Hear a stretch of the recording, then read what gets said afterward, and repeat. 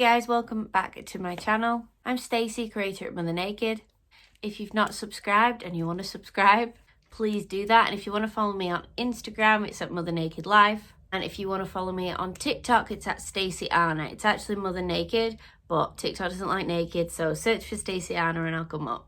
So today I want to talk about something that I get asked about quite a bit, and that is how much inventory should you start with for your business? I've done this both ways.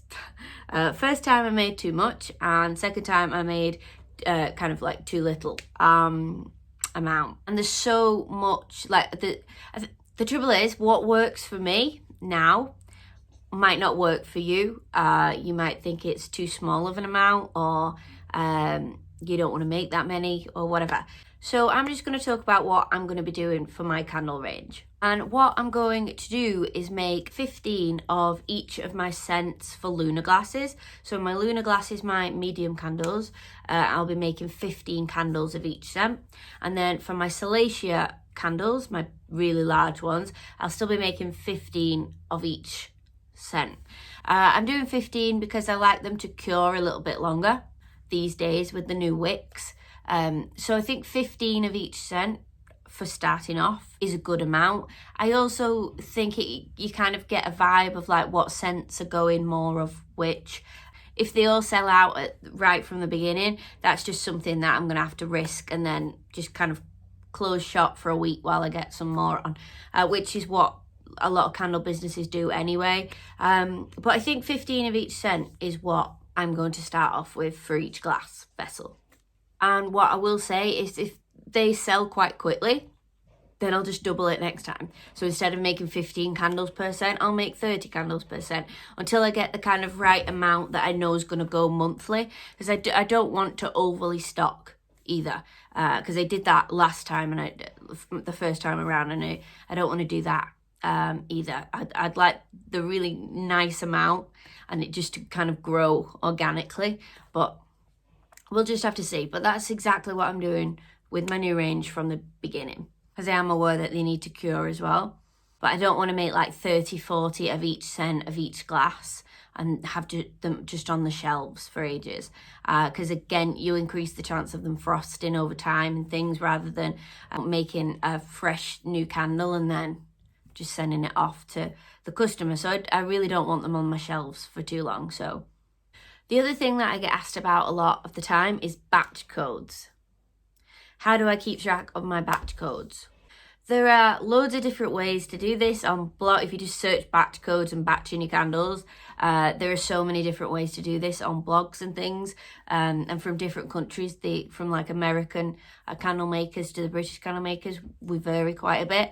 But I just kind of like to keep mine quite simple. So say I was making one type of candle. So I think I've got a blackberry and bay candle. So I'm going to make 15 that scent.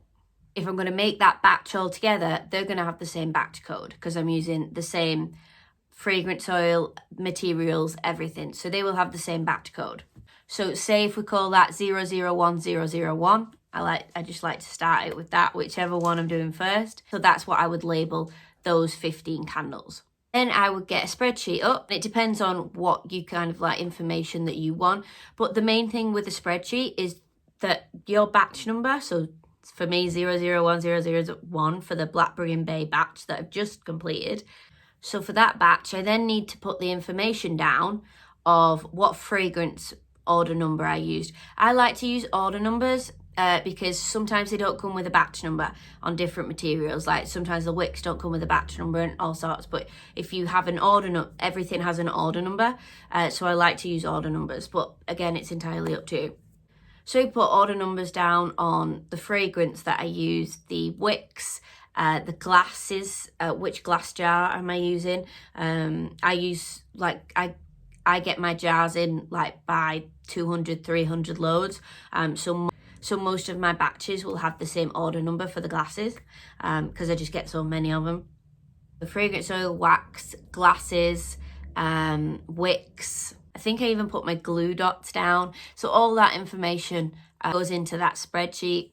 So all you're doing is putting your batch number down, and then at the side of it, put in all the order numbers from your materials. The batch number is only to be able to trace all the ingredients, all the materials that you've used for that particular batch. So if anything goes, so say something's wrong with the particular wax that you use for that batch, we can trace it back to the order number, give it to the supplier and go, whoa, the wax was bleh.